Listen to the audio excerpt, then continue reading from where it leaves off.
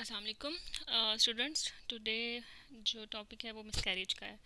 Miscarriage spontaneous भी हो सकता है, इंड्यूस्ड भी हो सकता है, और सीपीएसपी के लिए बड़ा फेवरेट टॉपिक है। इस रिलेटेड जो एमसीक्यूज आते हैं उनको सॉल्व करना वो हमेशा ही स्टूडेंट्स के लिए ट्रिकी रहता है। मेथड स्पेसिफिकली कि कब मेडिकल करना है, कब सर्जिकल करना है और कब एक्सपेक्टेंट करना है। ठीक है, तो इसके अलावा कुछ प्रॉब्लम्स डिफरेंट गाइडलाइन की भी हैं, because sometime they ask about WHO guideline, sometime they ask about Figo, sometimes they ask about RCO। ये तीनों गाइडलाइन करना ज़रूरी है, रेलेवेंट टू टॉपिक। ठीक है, तो डेफिनेशन है सबसे पहले। RCOG कहती है 23+6 वीक्स तक हम कहेंगे मिसकैरेज। ठीक है, और WHO कहती है 20 वीक। दो डिफरेंस। इसके अलावा WHO कहती है वेट 20 वीक्स के अलावा 500 ग्राम होगा तो, या उससे कम होगा तो वो मिसकैरेज होगा। ठीक है, और टर्मिनेशन जहाँ आपको प्रॉब्लम होगी उसमें हम डेटिंग स्कैन वगैरह नहीं देखते, हम देखते हैं साइज़ ऑफ यूट्रस। तो ये कुछ रूल्स हैं, इनको सेट कर लो। तो और इसके अलावा देखो, इंड्यूस्ड मिसकैरेज में यूट्रस बिल्कुल ठीक है, बच्चा भी ठीक होता है, आप अपनी मर्ज़ी से इंड्यूस करना चाह रहे हो ड्यू टू दैट के क्रोमोसोमल प्रॉब्लम है, माँ को कोई मेडिकल डिसऑर्डर है। मिस्ड मिसकैरेज या इनकम्प्लीट या इनएविटेबल मिसकैरेज में तो बड़ा आसानी होती है उनको टर्मिनेट करने में, इतनी एफर्ट नहीं करनी पड़ती। और यही प्रॉब्लम होता है कि इनके डोज में डिफरेंस है। जहाँ भी इनकम्प्लीट मिसकैरेज है, जहाँ भी इनएविटेबल मिसकैरेज है, IUD है, versus termination of healthy foetus या लाइव फीटस। ठीक है, अलाइव हेल्दी फीटस में ज़्यादा डोज, ज़्यादा साइकिल्स रिपीट करने पड़ जाते हैं। तो ये कुछ कन्फ्यूजन्स हैं। तो और कुछ कन्फ्यूजन्स ये भी होते हैं कि किस डेस्टिनेशन पे हम एक्सपेक्टेंट करें, किस पे हम मेडिकल करें, किस पे हम सर्जिकल करें, और कौन सी इंडिकेशन है। और फिर इनकी कॉम्प्लिकेशन बहुत फेवरेट है, प्रॉज एंड कॉन्स बहुत फेवरेट है। मतलब कोई ऐसा पॉइंट है नहीं कि MCQ में कोई छूट गया हो। ठीक है, तो आप जब भी इनसाइट सीरीज़ करेंगे IMM, MCPS, FCPS, तो इसमें बहुत मिसकरेज के क्वेश्चंस आएंगे, और उनको पढ़ के परेशान नहीं होना। अगर आपने ये लेक्चर सुन लिया है तो you can easily solve them. Okay, एक तो ये है कि इंसिडेंसेस याद कर लें, लेकिन जितने भी मैंने MCQs कंपाइल किए इंसिडेंसेस कम ही पूछते हैं। फिर भी ये है कि 100% अगर कंसेप्शन हुई है तो सिर्फ 30% कंसेप्शन हैं जो लाइव बर्थ में पहुंचेंगी, 70% जो हैं बॉट हो जाएंगी। ठीक है, अच्छा। और क्लिनिकल मिसकैरेजेस का रेट है 10-15%। ओके, सुपर फिकेंडिटी क्या होती है, ये एक टर्म MCQs में आती है। सुपर फिकेंडिटी जो है वो कोई अच्छी बात नहीं है, ये एक बुरी बात है इन दैट सेंस के इम्प्लांटेशन को फेवर एक तो ओवा कर रहा होता है, मतलब वर्टिलाइज्ड जाइगोट कर रहा होता है कि उस में कोई क्रोमोसोमल प्रॉब्लम तो नहीं है, एक नेचुरल सिलेक्शन हो रही होती है ना। तो उसमें एक अहम किरदार एंडोमेट्रियम का भी होता है। एंडोमेट्रियम इम्प्लांट ही नहीं होने देती गंदे अंडों को। ठीक है, ये सोच लें। लेकिन अगर एंडोमेट्रियम हाईली रिसेप्टिव है तो वो इम्प्लांट होने दे देगी, और ये बच्चे जो होंगे वो क्रोमोसोमल में प्रॉब्लम्स होंगे, but they will not result into first trimester miscarriage, ये they will result into late miscarriage. ठीक है, तो सुपर फिकेंडिटी की वजह से क्लिनिकल मिसकैरेजेस का रेट बढ़ गया। वरना तो ये बायोकेमिकल लॉसेस होते रहते हैं ना, आपको मैं जाके बताऊंगी कि बायोकेमिकल प्रेगनेंसीज कौन कौन सी होती हैं, या क्लिनिकल कौन सी होती हैं, ये भी डेफिनेशंस आती हैं। इसके बाद काजेज़ कौन सी हैं। स्पॉन्टेनियस मिसकैरेज की सबसे इंपॉर्टेंट काज है ना क्रोमोसोमल है, जबकि रिकरेंट मिसकैरेजेस की जो मोस्ट इंपॉर्टेंट काज होती है ना वो है APLS। बस ये MCQ है, इसको मार लो रट्टा। अब आप गाइडलाइन पढ़ेंगे तो आप थोड़ा सा कंफ्यूज हो जाएंगे। तो गाइडलाइन में थोड़ा सा कंफ्यूजिंग है, नो डाउट, मैं बताऊंगी किधर किधर। ठीक है, तो इम्पोर्टेंट बात, chromosomal problem spontaneous, APLS recurrent. Chromosomal में भी पूछ लेते हैं कौन से मोस्ट कॉमन है, ट्रायोसोमीज कॉमन है। ठीक है, और ट्रायोसोमीज में से मोस्ट कॉमन कौन से हैं, 16। ये भी MCQs हैं। उसके बाद 21 है, फिर 22 है, फिर ट्राइप्लॉइडीज़ हैं, फिर मोनोसोमी या टर्नर आ गए। ठीक है, अच्छा। 70% स्पॉन्टेनियस मिसकैरेजेस क्रोमोसोमल, और उनमें जो मोस्ट कॉमन ट्रायोसोमीज, और मोस्ट स्पेसिफिकली 16। मैटरनल डिजीज़ में मैटरनल जो है वो डायबिटीज़ है, थायराइड है, APLS है। APLS सप्रोटिक भी करता है, रिकरेंट भी करता है। और डायबिटीज़ कंट्रोल्ड है तो ये रिकरेंट नहीं करेगा, बट अगर ये हर दफ़ा ही कंट्रोल नहीं है तो ये रिकरेंट कर सकता है, ये आपके वाइवा में इंपॉर्टेंट बात है। But for recurrent pregnancy losses हम डायबिटीज़ को ऐड नहीं करते, क्योंकि वो अज्यूम कि diabetes should be controlled, and when it is controlled क्यों होगा फिर रिकरेंट मिसकैरेज, फिर तो सिप्रोडिक होगा। थायराइड भी जो है वो अगर ओवर्ट है, फुल फ्लैज है, तब ये सप्रोडिक मिसकैरेज या स्पॉन्टेनियस मिसकैरेज कराता है, ठीक है। बट रिकरेंट तब कराता है जब इसमें एंटी थायराइड एंटीबॉडीज़ हों। थोड़ा सा डिफरेंस है इन दोनों में। इन्फेक्शन में टॉर्च हैं, टॉर्च सारे के सारे जो हैं वो स्पॉन्टेनियस या सप्रोडिक मिसकैरेजेस कराती हैं, ये रिकरेंट नहीं कराते। बट होता क्या है, टॉर्च में टॉक्सो है, सिफिलिस है, रुबेला है, साइटोमेगालोवायरस है, हर्पीज़ है। एक दफ़ा टॉर्च हो गया, दूसरी एक दफ़ा टॉक्सो हो गया, दूसरी प्रेगनेंसी में सिफिलिस हो गया, तीसरी में अगर उसको रुबेला हो जाता है तो in that sense they can recurrent, ठीक है। बट कोई भी सिंगल इन्फेक्शन जो है वो रिकरेंट नहीं कराता टॉर्च का, इसलिए इन्फेक्शन फॉर टॉर्च या broadly speaking they will come into sporadic miscarriages, ठीक है। uh, इसमें एक और हमसे क्यों आता है कि लाइफ लॉन्ग इम्यूनिटी सबकी होती है, बस एक की नहीं होती, वो है सिफिलिस। अच्छा, इसके बाद दूसरा इन्फेक्शन ये है कि जैसे पीआईडी हो गया, ठीक है, मेम्ब्रेन्स इन्फेक्ट हो गई तो वो भी स्पॉन्टेनियस हो सकता है, बट ये रिकरेंट नहीं कराता। रिकरेंट कराएगा क्यों, क्योंकि पीआईडी तो इनफर्टिलिटी करा देती है, ठीक है। ड्रग्स भी कराती हैं सप्रोटिक मिसकैरेज, जैसे मीथो है, क्योंकि ये एंटीफोलेट है, तो प्लेसेंटा को जो है वो डिवाइड नहीं होने देती, जैसे कि इसी वजह से तो हम इसको एक टॉपिक में यूज़ करते हैं, ठीक है। इसके अलावा यूट्राइन एबनॉर्मलिटीज़ हैं, यूट्राइन एबनॉर्मलिटीज़ में कंजेनिटल आ गई, एक्वायर्ड में जो है वो एशरमैन आ गया, ठीक है। उसके बाद फाइब्राइड आ गया, फाइब्राइड एक्वायर्ड तो नहीं है बट एक कंजेनिटल भी नहीं है, ठीक है। तो ड्रग्स हो गई, एबनॉर्मलिटीज़ होंगी। एबनॉर्मलिटीज़ में जो है यूट्राइन एबनॉर्मलिटीज़ सप्रोडिक भी कराती हैं, रिकरेंट भी कराती हैं। मींस सप्रोडिक करा रही हैं, आपने करेक्शन कर दी तो फिर क्यों रिकरेंट कराएंगे, ठीक है। तो इसमें जो सेप्टेट है वो फर्स्ट ट्राइमेस्टर मिसकैरेज कराती है, आर्क्यूएट जो है वो सेकंड ट्राइमेस्टर कराती है, ये एमसीक्यू है और ये गाइडलाइन से मैंने बताया। सर्वाइकल फैक्टर्स में सर्विक्स का वीक हो जाना है, इंजरी हो जाना, लेट्स हो गई, टीयर आ गया ऑब्स्ट्रक्टेड लेबर में, इससे भी जो है प्रीटर्म लेबर या थ्रेटन्ड मिसकैरेजेस हो जाते हैं, ठीक है। तो ये सप्रोडिक मिसकैरेजेस की काजेज़ हैं, इनमें से कुछ ओवरलैप करती हैं at certain conditions for recurrent miscarriages, ठीक है। अच्छा, इसमें आपका एक एमसीक्यू आता है कि उन्होंने बोला होता है कि रिकरेंट मिसकैरेज सब करवाती हैं, एक नहीं करवाती, जैसे थ्रोम्बोफीलियाज आ गए, उनमें एपीएलएस आ गया, ठीक है। बट उनमें HbA1c भी होता है। फिर अगेन मैं ये कहूँगी कि HbA1c या डायबिटीज़ रिकरेंट नहीं कराता, सप्रोडिक कराता है, इसीलिए कि वही होगा कि ये रिकरेंट नहीं कराता, ठीक है। अल्ट्रासाउंड के फीचर्स पे यॉर्क सैक, जेस्टेशनल सैक बनती है 5 वीक्स पे, अगर टीवीएस पे देखो 6 वीक्स पे आपको यॉर्क सैक नज़र आएगी, 6 वीक्स पे ही आपको विजिबल एम्ब्रियो नज़र आएगा, और 7 वीक्स पे आपको एमनियन नज़र आएगी। ये IMM लेवल के लिए क्वेश्चन इंपॉर्टेंट हैं। और FCPS में एक ही क्वेश्चन आया, उसमें उन्होंने बोला था गुनेडल रिज कब बनती है, ठीक है, वो 6 वीक्स में बनती है। तो अच्छा, फिर ये इम्पोर्टेंट है कि सैक कितने डायमीटर की हो तो आपने उसको डायग्नोज करना है मिसकैरेज। 25 की सैक हो और CRL अगर 7 mm का हो और still no foetal heart rate, या 25 mm की सैक है and still no yolk sac, तो it's mean it is missed miscarriage, ठीक है। लेकिन इस एक स्कैन पे हम कभी भी डिसीजन नहीं लेते। MCQ आता है कि ये फाइंडिंग्स हैं, डायग्नोज करो, तो आप बता दो कि ये मिस्ड मिसकैरेज है। फिर समटाइम ये कहेंगे ये फाइंडिंग्स हैं, मैनेज करो, उसमें होता है कि DNC कर दो, या मेडिकल टर्मिनेशन करो, या सर्जिकल, या एक्सपेक्टेंट, एक्सपेक्टेंट तो इसमें कमी होती है, तो या फिर रिपीट करवाओ TVS, तो उसमें सेफ ऑप्शन होती है TVS रिपीट करवाओ even if it is diagnose miscarriage, ठीक है। तो ये यहाँ लिखा भी हुआ है सबसे एंड पे, ये समरी बॉक्स में, these findings should be confirmed with a second opinion, repeat scan after 7 days initial scan, अगर आपका सैक और CRL डायग्नोज कर भी रहा है। बहुत इंपॉर्टेंट क्वेश्चन है, आप बहुत घूमोगे एंड पे जाके।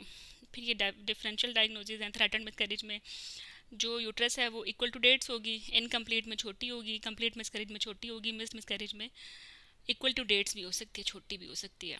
लाइक मिस्ड मिसकैरेज पेशेंट को 10 वीक्स पे हुआ, आई वो आपके पास 14 वीक्स पे, तो छोटी होगी। मिस्ड मिसकैरेज उसको 10 वीक्स पे हुआ, फ़ौरन ही आ गई, तो फिर इक्वल हो जाएगी। सर्विक्स जो है इनकम्प्लीट मिसकैरेज में ही ओपन है, बाकी सब में बंद है, तो इसका मतलब ये है कि क्लिनिकल डायग्नोसिस जो है सिर्फ इनकम्प्लीट मिसकैरेज का हो सकता है, बाकियों का नहीं हो सकता। ये एमसीक्यू है, ठीक है। तो मेथड ऑफ टर्मिनेशन देख लो। एक्सपेक्टेड मैनेजमेंट का मतलब ये कि कुछ भी नहीं करना, नेचर के हवाले, ठीक है। लेकिन जो मेथड ऑफ टर्मिनेशन है ना, इसका मतलब ये है कि हम एक कमीज़ जो है ना सबको नहीं पहना सकते। One size does not fits for all, ये इसके लिए एक प्रोवर्ब मशहूर है।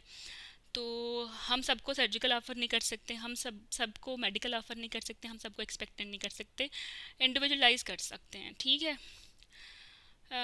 85% सक्सेसफुल रेट है, 3 वीक्स में ये अबॉर्ट हो जाती हैं। मैक्सिमम ये 8 वीक्स भी ले सकती हैं, 3 वीक्स 8 वीक्स इनकी रेंज होती है। और इंडिकेशन ये है कि पेशेंट चाहती है कि उसकी सर्जरी ना हो, कोई इन्वेजिव मेथड ना हो, कोई मेडिकेशन लेना ही नहीं चाहती, बट इसमें उसका फॉलो अप पे आना बहुत ज़रूरी है। If patient is not willing for any kind of follow up, आप एक्सपेक्टेंट मिसकैरेज, एक्सपेक्टेंट और मेडिकल मैनेजमेंट तो ऑफ़र कर ही नहीं सकते, ठीक है, if patient is not willing for follow up. तो ये बहुत इंपॉर्टेंट बात है आफ्टर कंसेंट। अच्छा, सक्सेसफुल रेट इसका ब्रॉडली स्पीकिंग जो है ना 85% तक होता है, ठीक है। इसमें पेशेंट की सबसे पहले विश होनी चाहिए फॉलो अप पे आने के लिए। और सक्सेस रेट इसका फॉर इनकम्प्लीट बेहतर as compared to missed and embryonic, ठीक है। और ये कभी भी इंड्यूस्ड अबॉर्शन में ऑफर नहीं करना, इंड्यूस्ड अबॉर्शन में कभी भी नहीं करना, ठीक है, पल्ले से बांध लो। अच्छा, अगर इसकी इंडिकेशन एक और भी है कि medical surgical top patient refuse कर दे या उसके लिए हाई रिस्क हो। कॉन्ट्रा इंडिकेशन ये है कि पेशेंट में ब्लीडिंग रिस्क बहुत ज़्यादा हो, जैसे हेमोफीलिया है या कोई कोमॉर्बिडिटीज़ हैं जैसे डायबिटिक, हाइपरटेंसिव, कार्डियक, जिसमें ब्लड लॉस अफोर्ड नहीं कर सकती। एक्सपेक्टेंट और मेडिकल में ब्लड लॉस थोड़ा ज़्यादा होता है एज़ कम्पेयर टू सर्जिकल, इसलिए हम अफोर्ड नहीं कर सकते। जो भी हाई रिस्क पेशेंट है उसमें हम सर्जिकल करते हैं, ठीक है। और या उसका प्रीवियस एक्सपीरियंस अच्छा ना हो। इसके अलावा ये एडवांटेजेस क्या हैं? कोई मेडिकेशन नहीं दी, एनेस्थीसिया नहीं दिया, कोई सर्जरी नहीं हुई। सर्जरी नहीं हुई तो मतलब कोई परफोरेशन वगैरह भी नहीं हुई। डिसएडवांटेजेस ये हैं कि आप हिस्टोपैथोलॉजी के लिए नहीं ले सकते सैंपल। जब भी हम मिसकैरेज कंडक्ट करते हैं सर्जिकल में, तो it's we are bound to send sample for histopathology, क्योंकि we can rule out molar, we can rule out ectopic, and we can also rule out के कंप्लीट हो भी गया नहीं हुआ मिसकैरेज, ठीक है। बट हम हिस्टोपैथोलॉजी के लिए हर दफ़ा भिजवाते हैं, बट साइटोजेनेटिक एनालिसिस या कैरियोटाइपिंग के लिए हम थर्ड टाइम जो मिसकैरेज होता है तब भिजवाते हैं। देयर टू डिफरेंट थिंग्स हैं। Karyotyping is different things, histopathology is different thing. Histopathology में मोलर एक्टोपिक का बताएगी, एक्टोपिक का कैसे बताएगी? एक्टोपिक कैसे बताएगी कि प्लेसेंटा का पार्ट या विलाय जो हैं उसमें नहीं होंगे, ठीक है, सिर्फ डेसिडुअल रिएक्शन होगा एंडोमेट्रियम का। इफ़ उसमें विलाय नहीं है तो इट्स मीन के प्रेगनेंसी कहीं और एक्टोपिक है या अननोन लोकेशन पे है, ठीक है। और मोलर में आपको केरोट वो उसकी भी आपको डिफरेंट फीचर्स मिल जाएंगे हिस्टोपैथोलॉजी पे, ठीक है। और थर्ड टाइम पे अगर रिकरेंट मिसकैरेज हुआ है तो फिर हम केरोटाइपिंग भेजते हैं ताकि हमें पता चले कि कोई अनबैलेंस ट्रांसलोकेशन है या नहीं, ठीक है। फॉलो अप 3 वीक्स के बाद होना है इसका। मेडिकल मैनेजमेंट अगर पेशेंट नहीं चाहती एक्सपेक्टेंट के लिए तो हम मेडिकल ऑफ़र करेंगे।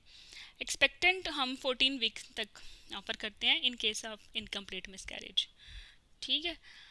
और इवन फॉर मिसकैरेज, ठीक है। मेडिकल मैनेजमेंट के लिए जो अच्छी ड्यूरेशन है वो 10 वीक्स है, इससे ऑनवर्ड हम सर्जिकली ऑफ़र करते हैं, ये आप याद रखिएगा। मेडिकल मैनेजमेंट में आपने फिगो रजीम करनी है और आरसीटी दोनों रजीम्स करनी है, वो मैं आगे बता दूंगी।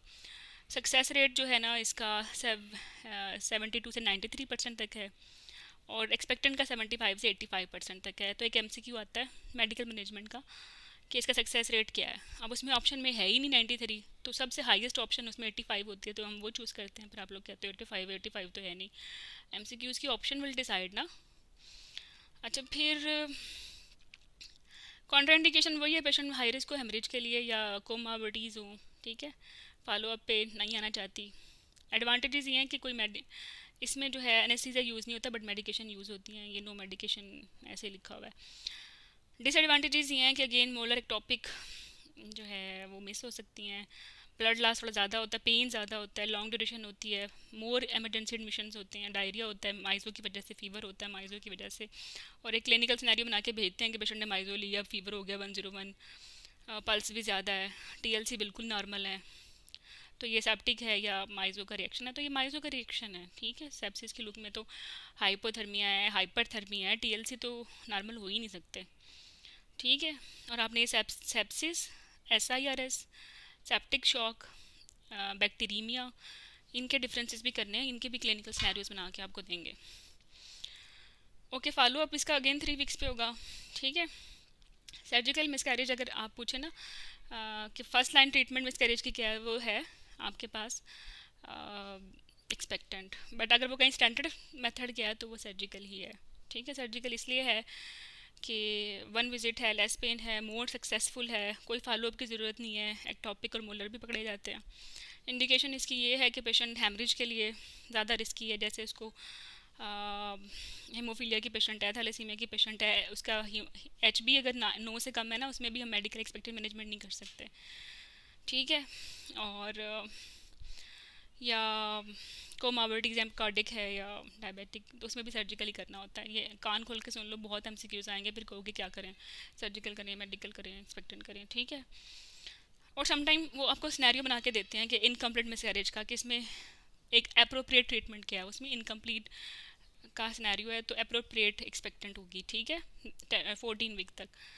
तो फिर आप कहोगे तो फर्स्ट लाइन इसमें तो हमने सबसे बेस्ट चूज़ करना था, वो खुद अपने आप को कन्फ्यूज़ करने की बात नहीं है, ठीक है। तो ये है इसके साथ। सर्जिकल की कॉम्प्लिकेशन देख लो, इसमें भी बहुत मसले होंगे, क्योंकि डीओएच और EBM में डिफरेंट है, और रीसेंट गाइडलाइन के मुताबिक डिफरेंट है, जिसमें वो पूछते हैं कि परफोरेशन का रिस्क क्या है, ठीक है। परफोरेशन का रिस्क है 1/1000, और बुक्स में लिखा हुआ है 5 है, 4 है, थोड़ा ये चेंज हो जाएगा, तो we will follow recent guideline, उसमें 1/1000 है। और ये कॉम्प्लिकेशन एज इट सेल्फ याद करनी है, specifically if you are appearing for FCPS। अच्छा, एक्सपेक्टेंट एंड मेडिकल मैनेजमेंट के बेनिफिट्स तो हैं कि आप सर्जरी नहीं करते, नसीजा नहीं करते, लेकिन फिर भी इनका हायर फेलियर रेट है, ठीक है। इनमें ज़्यादा चांसेस हैं इमरजेंसी सर्जरी के। तो अगर पेशेंट अनएक्सेप्टेबल है फॉर ब्लीडिंग और पेन के लिए, तो गो फॉर सर्जिकल। कॉन्ट्रासेप्शन साथ ही कर लो, फिर भूल जाते हो। प्रोजेस्टेरॉन ओनली पिल्स हम आफ्टर सेम डे दे सकते हैं, ठीक है। मिसकैरेज हुआ जैसे आज ही, तो आज भी उसको स्टार्ट कर सकते हैं। आफ्टर डिलीवरी आपने उसको 21 डेज़ के बाद देना है, ठीक है। अच्छा, अगर पोस्टमार्टम पीरियड में पेशेंट जो है ब्रेस्ट फीडिंग नहीं करवानी, OCPs के लिए बहुत इंपॉर्टेंट क्वेश्चन है, 21 डेज़ के बाद आप OCPs दे सकते हैं, हालांकि UKMAC 3 में आती है, बट स्टिल दे सकते हो, क्योंकि ऑप्शंस में वो कोई और ऑप्शन, इससे जो बाकी चॉइसेस होंगी वो बहुत ही बुरी होंगी, तो गो फॉर 21, ठीक है। If patient is not breast feeding, आपके पास एक ही ऑप्शन है OCPs देना, तो आपने कब देनी है? 21 डेज़ के बाद। If she is breast feeding, फिर कब देनी है? फिर आप ये देख लीजिएगा, आई थिंक 6 वीक है। अच्छा, timing of IUCD injection after miscarriage कब है, ठीक है। सेप्टिक मिसकैरेज में तो ये UKMAC 4 है, देनी ही नहीं है। और IUCD injection at any time during cycle. Postmortem में जो है safe to insert 4 weeks after delivery, या तो 48 आवर में इंजर्ट करो या फिर 4 वीक के बाद, दरमियान में नहीं करते। अच्छा, टर्मिनेशन के बाद 48 आवर में आप इसको दे सकते हो। प्रेगनेंसी ऑफ अननोन लोकेशन आपने बोला, बता दूं, इसका इंसिडेंस है 8%, ठीक है। तो ये हमने एक टॉपिक में अच्छे से कर लिया था, बस पढ़ लो ये फिर है। मैनेजमेंट देख लो इसकी, मैनेजमेंट सिम्टोमेटिक है कि तो पेशेंट आपने लेप्रोस्कोपी करनी होती है। कहाँ ढूंढेंगे? प्रेगनेंसी का तो पता ही नहीं, सिम्टोमेटिक है तो फिर तो ओपन ही करना है ना, ये इंपॉर्टेंट MCQ है। प्रोजेस्टेरॉन 66% राइज हो रहा है, तो ये इंट्रायूट्राइन प्रेगनेंसी होती है। लेस देन 66% है, बट मोर देन डिक्रीज हो रहा है 13%, तो फिर ये it can be ectopic, it can be intrauterine, but likely to we will be higher risk for ectopic. अगर ये 13% से ज़्यादा डिक्रीज हो गया तो फिर ये मिसकैरेज है, फिर इसमें आपने UPT कराना है। अब UPT भी आप बड़े तंग होते हो कि किस में कब कराना है। तो एक पेशेंट जिसमें मिसकैरेज हुआ है, और मिसकैरेज भी उसका हुआ है लाइक मेडिकल या एक्सपेक्टेंट मैनेजमेंट में, तो उसका UPT आपने हर हाल में 3 वीक्स पे कराना है। एक पेशेंट जो नॉर्मल डिलीवर हुई है और still if she is bleeding, तो उसका UPT आपने 8 वीक पे कराना होता है, ठीक है। ये तो बहुत डिफरेंट थिंग्स हैं। साल्पिंजेक्टमी के बाद UPT आपने 3 वीक्स पे कराना है। साल्पिंजोस्टमी के बाद आपने सीरियल कराना है, but ACD till it will be less than 20। Okay, molar pregnancy का फॉलो अप साथ ही कर लो, ताकि एक ही थैले में बंद हो जाएँ ये सारी चीज़ें। चीज़ों को याद करने का ना आसान तरीका ये है कि सिमिलर चीज़ों को एक ही वक्त में एक ही नोट्स बना के ठीक कर लो। ये इस तरह से आप कंफ्यूज नहीं होते। क्योंकि मैं जब भी ये टॉपिक पढ़ती थी मैं कंफ्यूज होती थी कि कॉन्ट्रासेप्शन क्या ऑफ़र करूँगी या यूपीटी कब कब कराना है। ये आपके टॉक्स और वाइवा के लिए बहुत इंपॉर्टेंट क्वेश्चन है। तो फिर एक ही दफ़ा ना कर लो, सारी चीज़ें एक ही जगह डाल दो। ठीक है। अच्छा, प्रोफिलैक्टिक एंटीबायोटिक्स कौन सी देनी है? मेट्रो देनी है 1 ग्राम पर rectal at the time of termination plus doxy 100 milligram for 7 days। ठीक है, और commence on the day of the termination.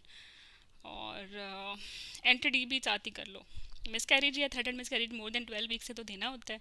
ठीक है, 250 इंटरनेशनल यूनिट्स। और आफ्टर 20 वीक्स तो आपको पता है 500 देते हैं। प्रॉब्लम आपको तब होती है जब लेस देन 12 वीक्स पे पेशेंट को स्पॉन्टेनियस मिसकैरेज हो गया। देना है नहीं देना है, नहीं देना। ठीक है। बाकी कंडीशन सारी मैंने लिखती हैं, इनको आप पढ़ लो। मेडिकल सर्जिकल का कोई भी इंटरवेंशन हुई है ना, तो रिस्पेक्टिव ऑफ द फैक्ट क्या जस्टेशन है आपने एंटिटी देना है। जैसे एक्टॉपिक होगी 6 हफ्ते पे, चाहे स्पॉन्टेनियस एक्सपल्जन हो गई, आपने फिर भी देना है उसमें। ठीक है। अम, इसके बाद मोलर में देना होता है, चाहे कंप्लीट मोल है।